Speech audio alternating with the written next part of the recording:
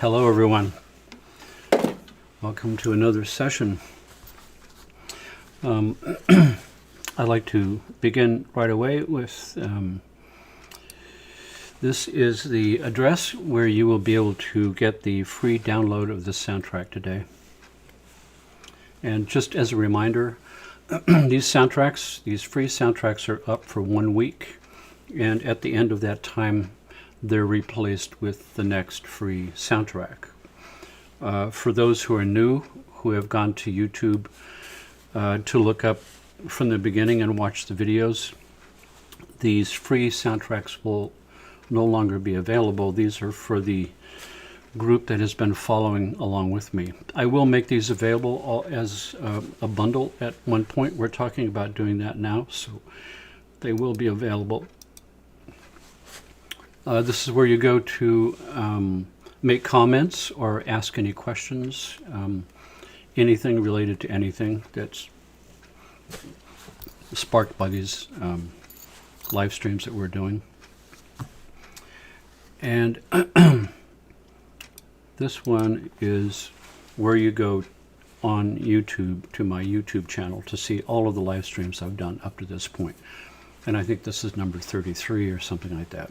Since April 5th, they're stacked from the bottom to the top. Today's broadcast will be the one at the top.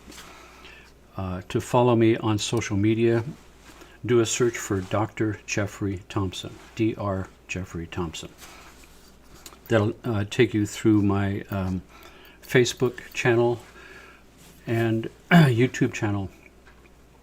And for Instagram, it's at Dr. Jeffrey Thompson. So, in honor of what we will be talking about today, the quantum physics of sound.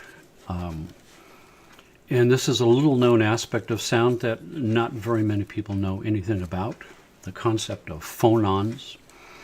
Phonon is to sound as a photon is to light.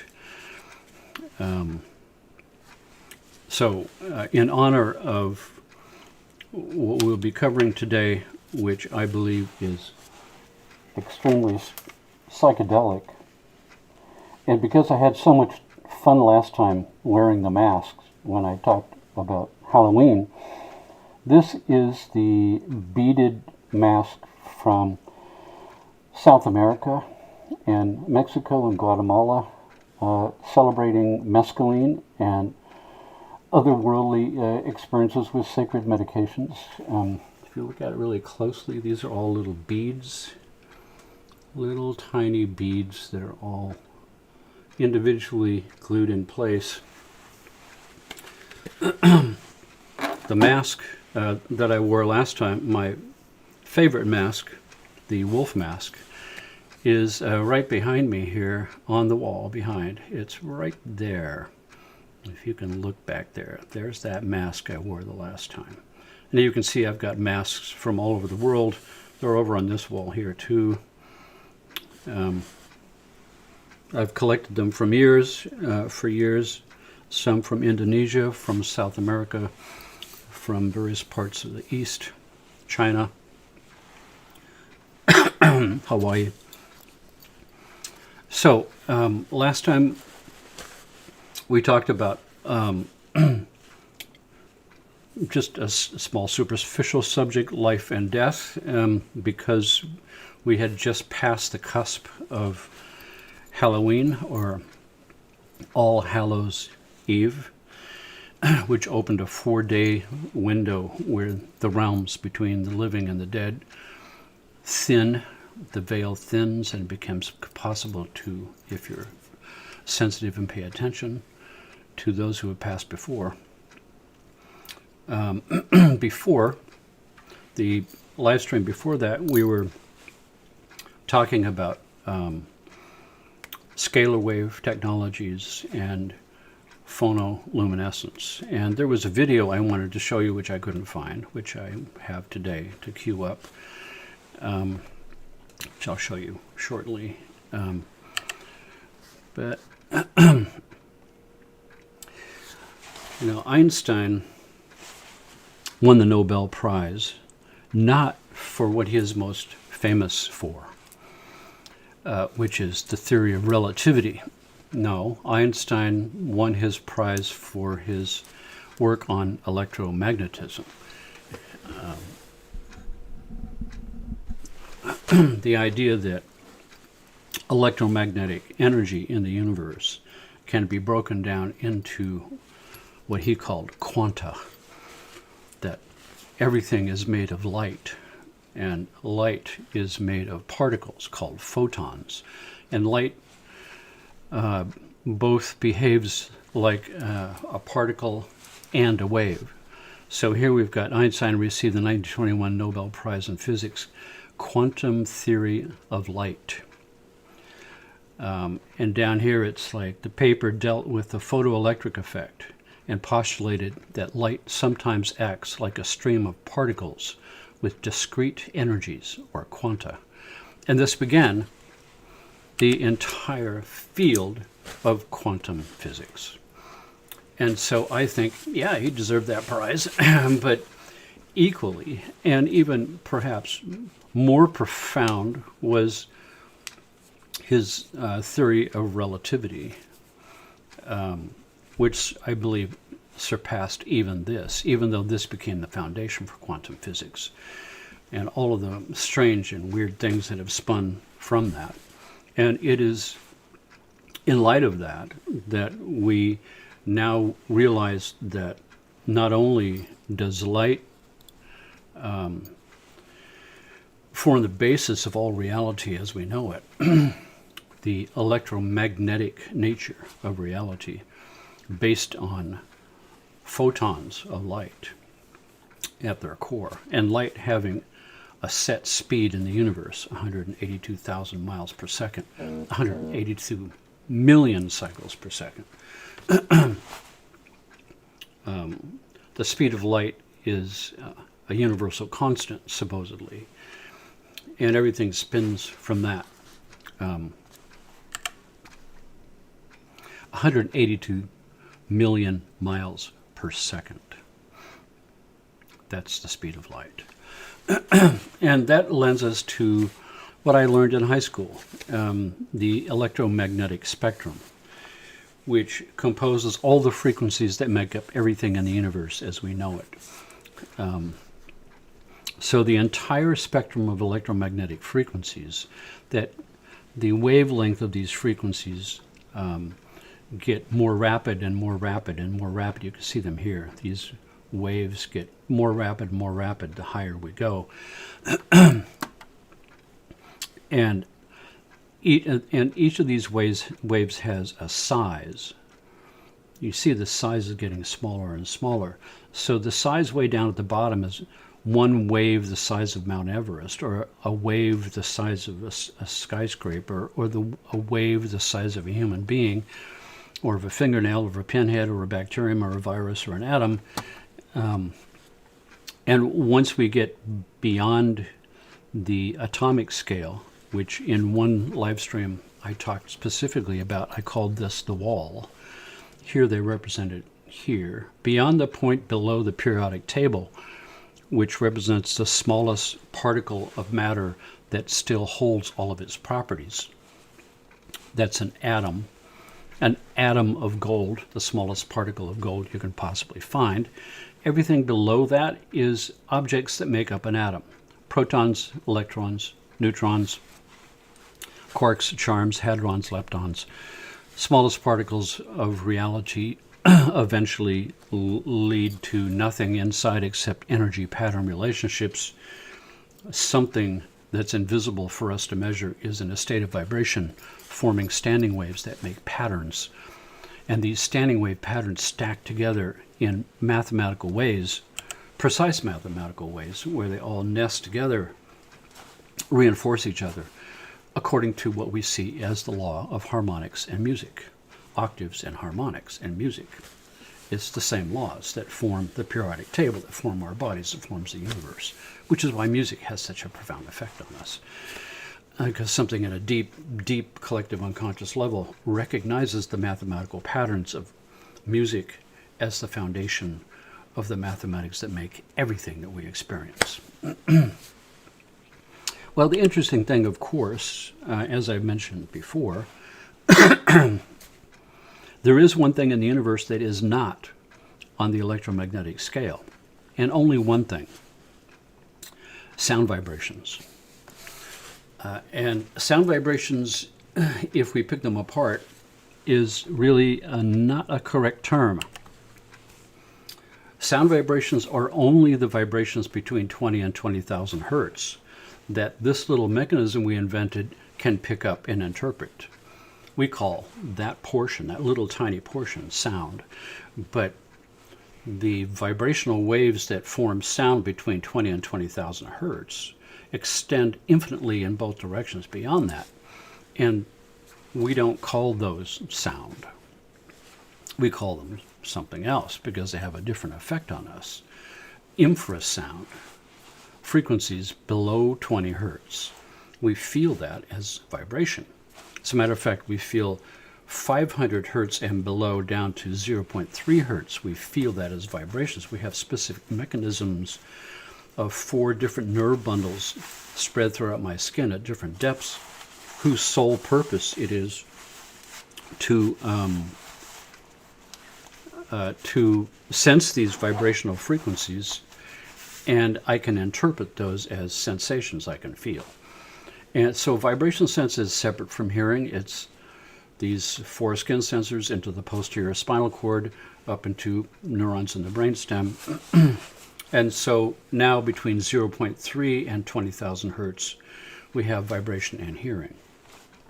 And vibration sense and hearing intersect each other and overlap between 20 and 500 hertz. So any kind of sound between 20 and 500 hertz, we feel it and we hear it, and these two centers synchronize up because they're processing the same information. So when I designed my sound table and my sound chair with specially designed low frequency transducers, speakers without the cone attached to a sounding board that's upholstered that you're laying on, so the sound waves are in direct contact with your cells of your body. So now we can hyper efficiently deliver low frequency vibrational resonances right into your body mass in the best coupling way we can, where the sound waves in my body are 25 times more powerful than if we were trying to resonate your body to the same degree through speakers through the air. Sound travels through water 5 times better than air, 70% water. Sound travels through a solid 5 times better than water, bones, and the micro skeletal structure of these crystalline structures of the scaffolding between the cells, and within the cells, the microtubules. So, turns out, sound may be carried by tiny particles with negative gravity. Remember, I told you, I tried to warn you that things are going to get really weird here. So that's the phonon. Long thought to be weightless, new research suggests sonic waves have mass. Conventional wisdom in physics dictates that sound waves are massless fluctuations in pressure that travel through materials like air, water, eardrums, and can't travel through empty space. There's no sound in space, right? Not true. There's no air in space, but the sound vibrations are there. That's why the recent discovery that sound waves actually do carry a trace amount of mass is so shocking. It's been right under scientists' noses for centuries. Even more surprising, according to Scientific American's reporting on the findings, is that sonic waves seem to carry negative mass. They appear to slowly drift upwards rather than falling down to Earth. Negative mass. So phonons are the counterpoint of positive mass of electromagnetic frequencies represented by photons and light. Light on the one hand and phonons on the other hand create the mirror image yin-yang of everything in the universe. So if we strip the name sound away, because sound only represents that little portion that this is geared towards, 20 to 20,000 hertz. But the entire thing of sound, similar to the electromagnetic spectrum, where the sound waves get slower and slower and longer. Sound waves have size, right? I discussed this once before. My grand piano back here, if I hit the C sharp in the second octave, the sound wave is 1 foot long. 1 octave lower on the keyboard there, C sharp 1 octave lower, the sound wave is 2 feet long. An octave lower is 4 feet long. And as I go up the octaves higher and higher and higher, the 1 foot becomes 6 inches, becomes 3 inches, becomes 1.5 inches. Those higher strings that are shorter and shorter and shorter, the lower strings that are longer and longer and longer, make a wave that has size. If we extend the sound waves, just like we see with the ripple patterns on water, these sound wave ripples in the universe, they're not two-dimensional like this. They're three-dimensional spheres. So there's spherical waves within waves, shells of waves, very similar to the construction of the atoms in the periodic table, where we talk about the fact that an atom has shells. Well, actually, the shells are three-dimensional ripple patterns that are issuing out from the stone dropping in the water, so to speak, which is the nucleus, which is composed of protons and neutrons. And the nucleus is a pebble dropping into a three-dimensional body of fluid that can't be measured. It's the void, it's the vacuum, but we now know it's not a vacuum. We know it's dark matter, or at least that's a name that they stick on there. It's an invisible something that is in a state of resonance at the foundation of all reality. And it goes, the ripple patterns of whatever this substance is, which in the ancient texts like the Vedas is described as consciousness itself. And from Einstein's formulas of E equals mc squared, energy and matter equal the same thing, which means that matter is the most condensed form of consciousness, and consciousness is the most refined form of matter. So all of it is the same stuff. And from the standpoint of the physics of acoustics, and even that is the wrong word. We need to come up with a new word, because acoustics refers to my ear again, and vibrational frequencies of what is not on the electromagnetic scale, which the quantum form of that is called a phonon. It's a mechanical energy wave of pure energy moving through a medium. That is what sound is. And if you strip the sound wave name away, we've got something that is not electromagnetic, that is pure energy moving through a medium and making vibrational ripples. So we can have those ripples as they go further down the scale in octaves, further down and further down. The ripple goes from 1 foot to 2 feet to 4 feet to 16 feet to 32 to 64, and exponentially larger and larger and larger until it's ripples that are bigger than a galaxy, and ripples that challenge the size of the universe. So we have unimaginably gigantic ripples, which I discussed 2 live streams ago.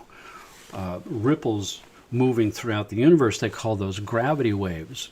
But in reality, they are these sound waves without the word sound. They're energy waves moving throughout the universe that form complex patterns where they interact. And I was speculating where those complex patterns, which are unimaginably complex, where they cross over, we get summation and we get phase cancellation. And it's possible at the phase cancellation portions, we can end up with black holes. With the summation parts, we can get phonoluminescence, where we get an explosion of light, which is formed from sound waves causing a cavitation compression that gets so compressed from the pressure of these energy waves that it causes an explosion of light. It's possible that wave ripples that are unimaginably large, that are larger than our entire universe, caused ripple patterns to interact and created a massive phonoluminescence explosion, which could be our own Big Bang. And all of the ripples that come out of that in this dark matter, as they cross and crisscross over, form complex patterns of star fields and black holes. And as they get smaller and smaller and smaller and smaller and come into the human range, we end up with ripple patterns that are nested together as these standing waves that we discussed before, which form complex crossover patterns which create phonoluminescence and black holes spread throughout our whole body. And the process that arises from those all come from phonons, the sound portion of the universe that's not sound. It's only sound within this narrow little range that we don't really have a good word for yet. So if we go back to the fact that these phonons that make up sound are reverse gravity, that they're negative mass and negative gravity, now we're really starting to get someplace weird, because all these processes in our bodies that we have supposed were electromagnetism first may not at all be the case. It may be that in the beginning was the word, in the beginning was the sound, and later there was light. In the beginning was the ripple pattern, the vibrational frequency of consciousness itself, causing ripple interactions which cause cavitation events which create light and give birth to the entire electromagnetic spectrum, which we think is the whole business. And that sound waves and pressure waves, mechanical pressure waves that would be sound and all the other stuff that's not sound, is not an after effect of the electromagnetic universe. The electromagnetic universe is an after effect of sound waves meeting each other. And at a extremely small scale, we call that quanta of sound, a phonon. So if you go back 2 live streams ago and we talk about phonoluminescence, where we have 2 transducers, one here and one here, in a spherical beaker filled with fluid, filled with water, purified water, the interaction of these sound waves, when they're tuned precisely to the frequency of this sphere, meet precisely in the center and create a maximum pressure wave, which has the possibility of a phonoluminescence explosion of light. Light formed from sound waves. Where we have these 2 transducers, where the sound waves are meeting together in the center, and that causes this phonoluminescence flash. And as I said before, the flash is a rapid cavitation event. So the pressure wave forms a bubble, the bubble collapses, forms this flash of light that's hotter than the sun and brighter than the sun, and then the bubble forms again and collapses and forms again and collapses, and it does this so rapidly that we can't see the flicker with the human eye. So it looks like a solid state star in a jar, is what they call it, star in a jar. Maybe this is at the core and the center of all the processes going on in all the atoms of our bodies. So this idea that I had talked about the sphere project, where I tried to build my own sphere, a geodesic sphere of 270 custom-made speakers that all point towards the center. Instead of two little puny speakers, there would be speakers all over the entire enclosure, all pointing toward the center. So we maximize the pressure wave at the center and fill that not with water, but with something called heavy water, which is more of deuterium. And as a matter of fact, there's a note down here. Once this method is shown to work, 1 deuterium and 1 tritium, a version of hydrogen with 1 proton and 2 neutrons, would be used in fusion. So that was my design, 1988, or actually before that, 86, for a fusion reactor in a spherical container with deuterium and speakers. They're still trying to create fusion reactions with lasers pointed towards the center, and that will never happen, because I believe that the EM spectrum, the electromagnetic spectrum that photons from a laser come from, are not the primary energy form of the universe. It's sound waves, it's phonons, it's energy, pure energy moving through a medium that causes the collapse, that forms electromagnetic frequencies in a phonoluminescence event. So you can't use the second order created energy form to create a primary energy explosion. You can only create a primary energy explosion with the primary energy field, which is, I believe, sound waves, vibrational waves.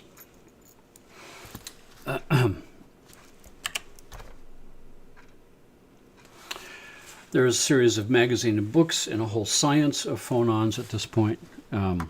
Quantum acoustics, surface acoustic waves meet solid state qubits. So we're using quantum acoustics, and phonons will be the foundation of the new physics of quantum computing. It will not be light. It will be phonons. Once again, back to a more primal force of the universe than electromagnetic fields. But here we've got quantum phonomics, which is linking optical properties of phonons. And this is just what I'm talking about, where phonons interact and create cavitation events, which form phonoluminescence, stars and jars all over the place, and we get an optical portion produced from interactions of phonons in the new quantum physics of phonomics. So the quantized normal modes of vibration are called phonons. They're massless quantum mechanical particles which have no classical analog in any other part of science. They behave like particles in momentum space. Phonons are one example of many like this. And so we've got photons and normal modes of molecular rotation, and magnetons from magnetic fields, and excitons from electron hole pairs, and all of these different kind of things, events in science have a quantum particle counterpart. But phonons are packets of sound found present in the lattice as it vibrates, but the lattice vibration cannot be heard. Well, just like any vibrations that I'm talking about that are outside of the range of hearing, of course, can't be heard. But they have physical effects on the universe and in my body and in subatomic realms. But over and over again, when you look at phonons or do Google searches on phonons, you'll always see it's associated with a lattice. That is a vibration in a lattice structure, like the positions of atoms in a crystal or in a diamond or in silicon crystals. A crystal lattice always seems to be associated with the movement of phonons from one place to another, because it requires a medium to move through. And so the crystal lattice here is the medium that we're moving through. So quantum of lattice vibration is called a phonon. So it means that we need to redefine a lattice. Now, normally, a lattice is a crystal, like a quartz crystal is a lattice. It's got an atomic molecular structure that is a series of nodes connected with connecting rods that look like a lattice, and the lattice can deform its shape, particularly when sound waves move through a lattice structure like a crystal.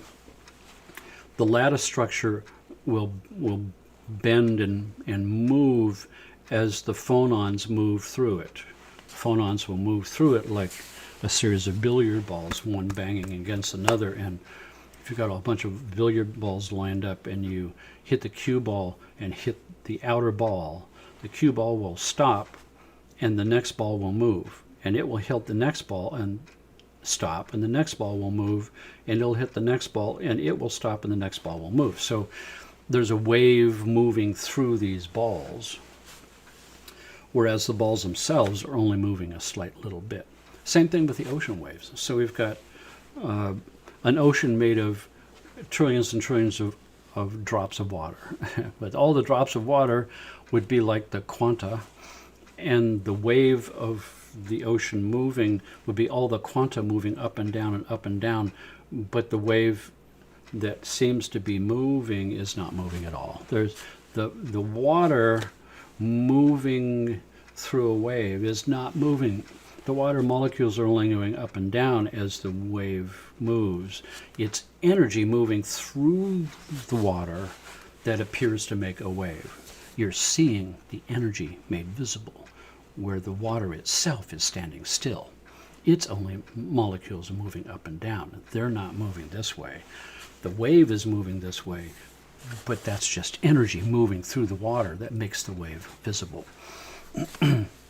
Same thing on universal dynamics, where we have a wave moving through the universe, but the individual particles are just staying in place, moving one to the next, to the next, to the next, as phonons transfer energy through a ripple that might be bigger than a galaxy. So this idea of quanta transference of phonons that appear to be that the ocean wave is moving, but it's not. It's energy moving through the water that you're able to see. A really good experiment of this is what's called Newton's Cradle, which is these steel balls hanging from strings, and you lift this ball up and you allow it to come down and bang, and this ball at the opposite end will fly. And the energy is being transferred through each one of these balls and through the atomic lattice structure that makes up its internalized structure. And phonons are the ones that are doing the transfer through each ball's lattice matrix, transferred and transferred and transferred, until it hits the last ball that has no ball to transfer it to, so it flies out. So we swing this ball to hit, and that ball swings out because we have a phonon transference of vibrational energy. So the phonon drives the element closer to the next one, and so on. It's able to pass on. So in reality, what we've got is patches of phonons in a crystal structure. This is the phonon attached to the atomic structure in the electromagnetic field of the ions that make the little steel ball.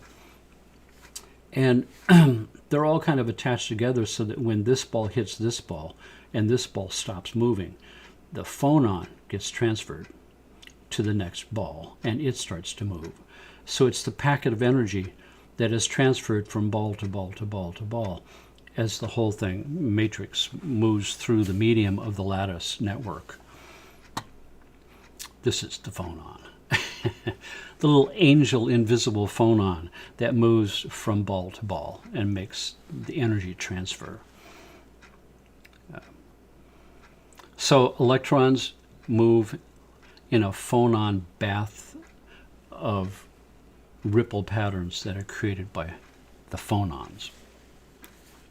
And now might be a good time to show you that phonoluminescence video that I didn't show before because I just couldn't find it. But now I do have it, so I'm going to look that up. First of all, I'm going to change my screen. So here we have the phonoluminescence video, this one right here.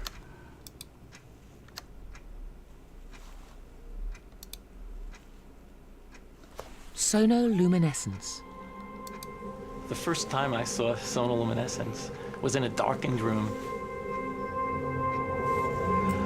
I was transfixed to look at this spherical flask of fluid. And you'd look into the center, and in the center see a glowing blue-purple light, which could be seen with the unaided eye. It looked like a star in the heaven. You'd look into the center, and in the center see a glowing blue-purple light, which could be seen with the unaided eye.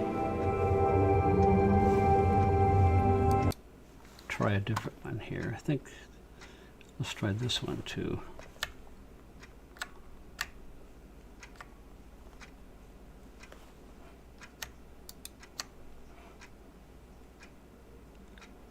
I want to see what this one is.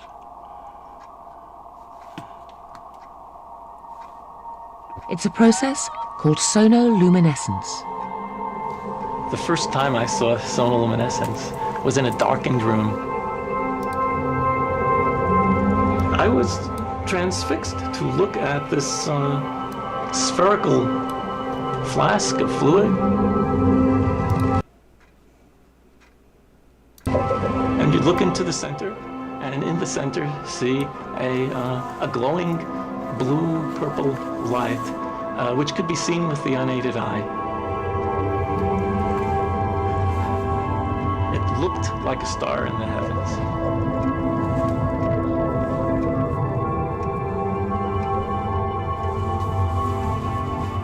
Seth Putterman called it the star in a jar.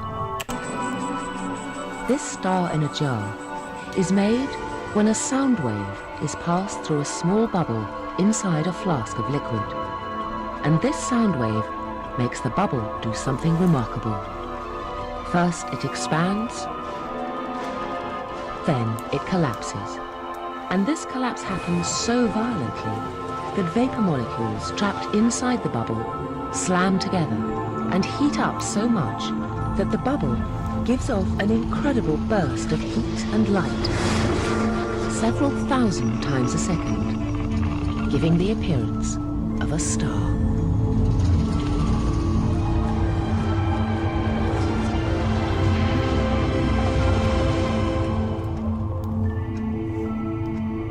What made the phenomenon so exciting was the temperature of this star in a jar.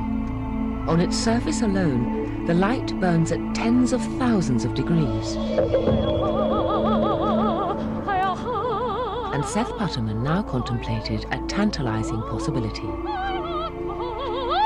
Could the core of the collapsing bubble be even hotter? Hot enough for fusion?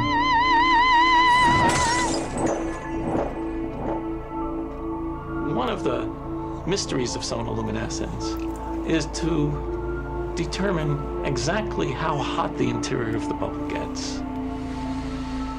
In the sun, the interior can be millions of degrees, hot enough to cause fusion.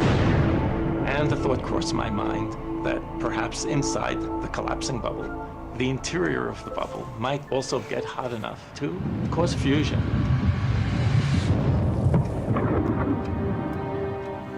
If so, this would be something truly amazing.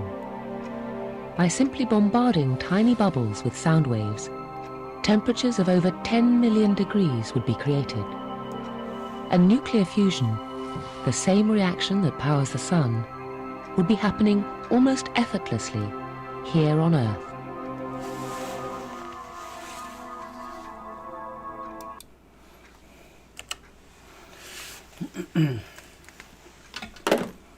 So, as I had said before, hold on to your mind. Let's get this out of here. So, now we're seeing that the traversing of phonons moving through a lattice, in this case a diamond, or a quartz crystal or something like that, a certain frequency forms these quanta phonon interaction spaces. You see this kind of interesting pattern show up here. And of course, when I saw this for the first time, it just sort of blew my mind, because this is exactly what I was doing with the sound renditions of the light spectra, color frequencies of atoms of the periodic table. So atoms of the periodic table are electromagnetic, and they're composed of hundreds to thousands of discrete color frequencies at different brightness levels that form a fingerprint, a color light fingerprint of each of the elements of the periodic table. And I took each of those color frequencies, did the proper math to convert it over, because light and sound are two different forms. They're apples to oranges, and you have to do a math conversion to make them apples to apples. Then you can drop the frequency down by 40 octaves, 45 octaves, and create the sound rendition of an element of the periodic table. And when I did that, this one is iron. I'm choosing iron because iron is the element used in hemoglobin in the blood, and when it interacts with oxygen in a fluid, it rusts and is red, and that's why the blood is red. And it's the only thing on the periodic table except the rare earths that have magnetic properties, which creates electromagnetic fields when it's in motion in your body. But if we take this waveform of elemental iron and we start to blow it up, we see that there are these phonon patterns. And if we blow these phonon patterns up even more, we can see these little diamonds here, these diamond structures. That looks very similar to what we were just looking at a second ago. These diamond structure phonon elements, even in my recording studio software, shows the inner phonon pattern of, in this case, elemental iron. Here's the pattern I'm talking about of phonons moving through a crystal lattice, and here's those same patterns in elemental iron in my recording studio.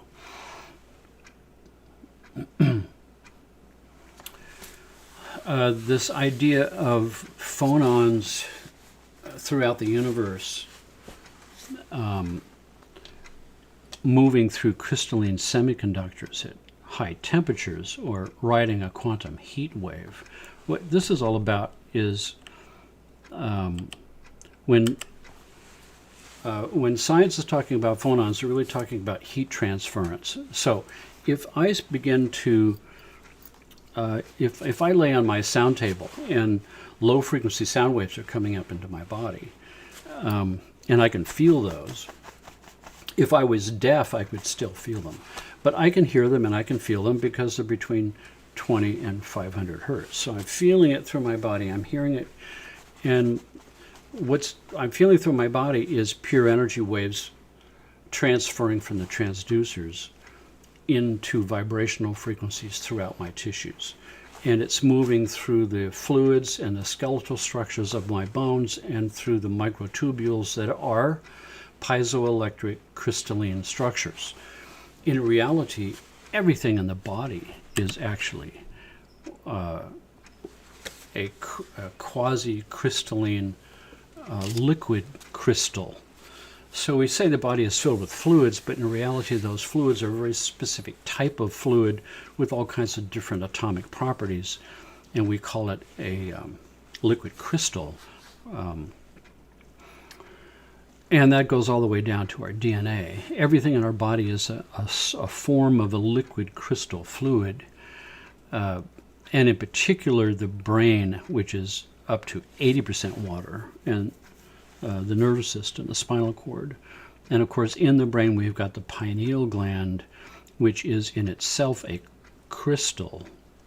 Crystals inside the pineal gland that they call brain sand, which are a form of a quartz crystal, which has a very unique type of lattice structure, which makes it the perfect medium for phonons to propagate and to distort that lattice, and to use that lattice as a sort of a crystal radio set for picking up universal sound waves or universal vibrational frequency waves that move through the universe as phonons, with planet-wide and galaxy-wide ripple patterns through the universe, translated directly into the lattice system of the pineal gland and the crystalline structure of the fluids of my whole body down to my DNA.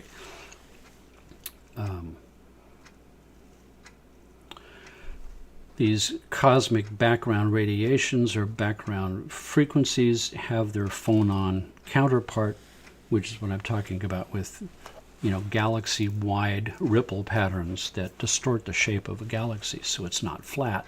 It folds along the surface of these massive ripples through the universe. And I believe that interactions at certain points of this can form cavitation events and perhaps create explosions that persist as phonoluminescence events, which we look upon as a sun. In the body, we have the body fluids. Ice-like phonons in liquid water are discovered. So this puts a new twist on the structure of water. And the structure of water is what this whole system is based on. Water is a unique substance in the universe. It's got very specific types of properties that are unique and weird, that don't obey the same rules that any other substance, any other compound in the universe follow these rules, but water follows this rule. For instance, when water freezes, it expands and floats, and everything else contracts and drops to the bottom, doesn't float. Over here we've got, for 100 years, scientists have debated what the underlying molecular structure of water is. Now, through computer simulation conducted at the Institute of Advanced Computational Science at Stony Brook University, they can illustrate the structure and dynamics of hydrogen bonding in liquid water is more similar to ice than previously thought. This has all kinds of new properties about how water can exist in various forms at the same time. Even though it's liquid, is acting as a solid lattice of an ice cube, where the structure of two hydrogens and one oxygen form all kinds of different pathways for phonons to cause interactions that make heat. So when vibrational frequencies are coming through the sound table and exciting and vibrating all my cells through sympathetic resonance, I feel warm. I feel the warmth of that vibration. Vibration creates heat. And this is a heat generating system at 98.6 degrees. And part of the 98.6 degrees is the vibrational movement of phonons exciting and moving throughout all of these structures. So now we start to see that the chemistry of my body is specifically related to form lattice structures in a liquid crystal array that forms the fluids of my body to specifically enhance the ability of phonons to vibrationally move in wave fronts through the system that create cavitation events and liberate photons. This may have been what we were measuring in the shielded room at the California Institute for Human Science, where we were measuring photon counts from the body, 1 photon per second per centimeter squared, my body is glowing with photons, but those photons that are glowing out of my body could be coming directly from the wave motion interactions of phonons, creating cavitation events which make photons. When we look at the structure of water, here we have crystalline structure of water. So water specifically has a structure that has been chosen by the universe as the best way of transferring phonons through a crystalline structure to make things work in my body.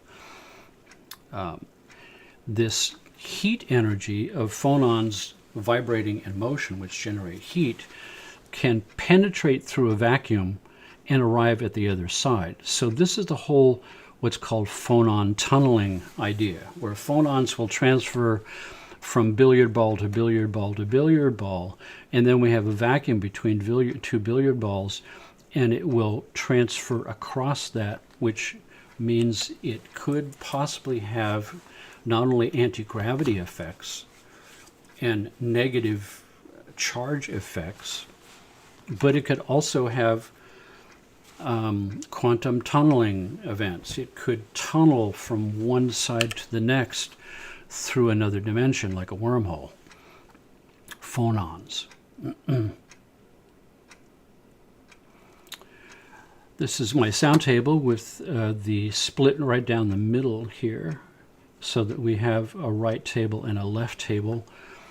The transducers underneath are specially designed and impedance matched for the amplifier we've designed. And you can see their position is odd because they're positioned under areas of the body where we have accumulations of nerve nodules for vibration sense. So when they're placed properly, our subjective experience of the vibration appears to be throughout my entire body. If I move those transducers a little bit this way or that way, that whole wave collapses, and it feels like I have a hot spot in one place, but I don't feel it anywhere else. In addition, I have these patented resonance chambers here, which are based on a golden section ratio of the sounding board itself. And this wood is mounted on a hollow frame, and this wood is made from the same wood as the sounding board. So the two of these reinforce each other through sympathetic resonance and spread the sound waves out like a free speaker. So this is an attempt to create other hot node points where nerve accumulation areas are, to keep the cost of the sound table down by not having to expend money for 4 additional transducers and all the problems that would create for amplification and impedance matching. We can spread it for free just by using sympathetic resonance and golden section ratio amplification. Same way your ear does it. The ear, cochlea of the ear, is a golden section ratio spiral to amplify things, again, in your hearing.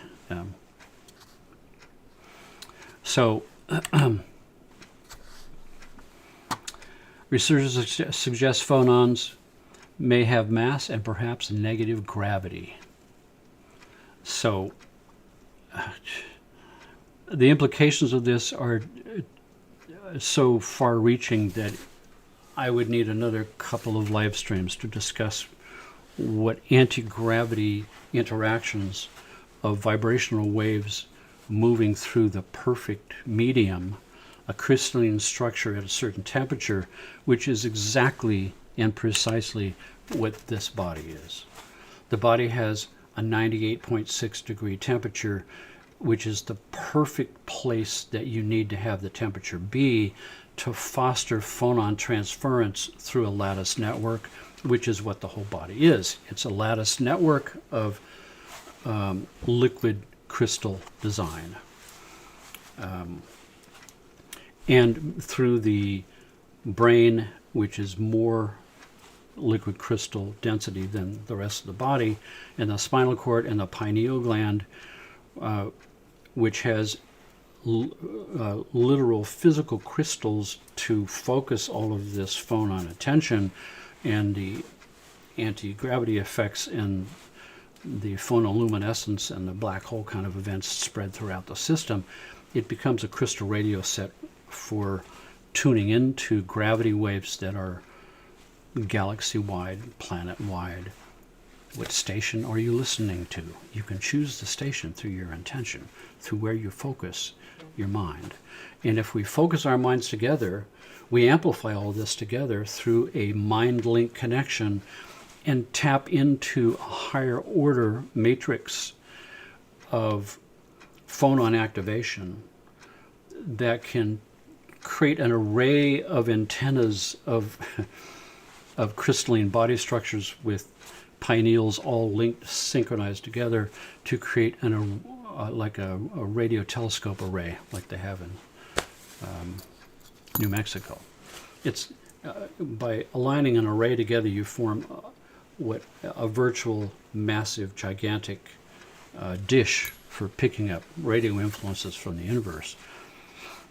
And that's kind of what I'm doing here, creating an array of consciousness aligned together with synchronizing of the hemispheres and synchronizing all of our consciousnesses together to tune into a universal source of energy which may very well be the origin of everything. We thought the origin was electromagnetic, but it's not. I think it's phonons. It's vibrational frequencies crossing over that create electromagnetic events. So once again, nothing is what it appears to be. It's all a little bit different the deeper you dig. I took that science of phonon tunneling in the presence of an electromagnetic field to create these little devices like this one.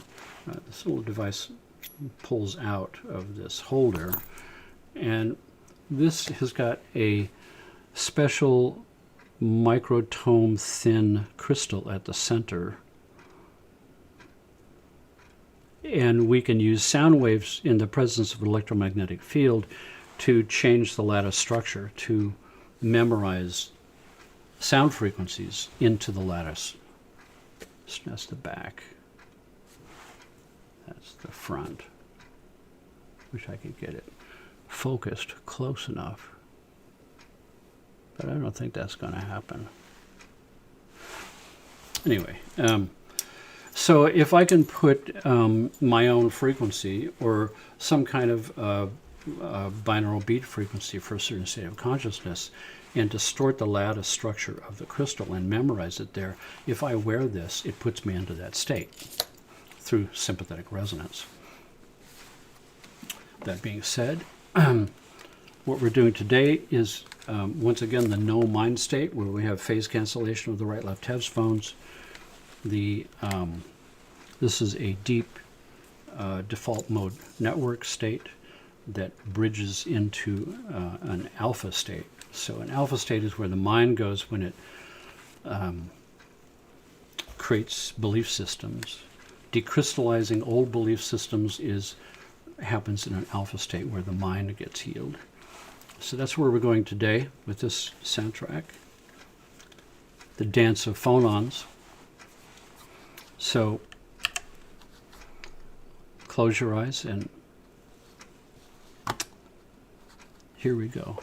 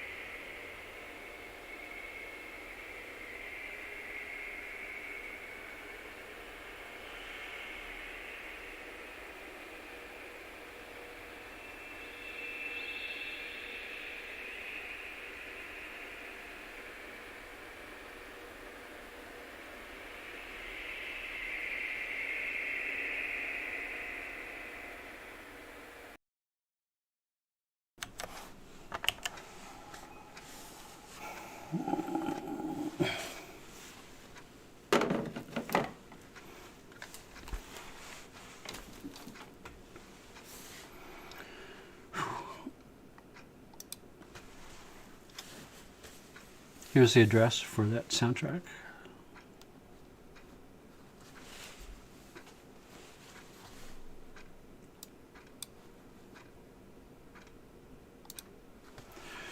So we are in a new dispensation. Things have changed. The world is embarking on a new chapter. I hope everyone is safe and secure and healthy. Please take care of yourselves, and I'll see you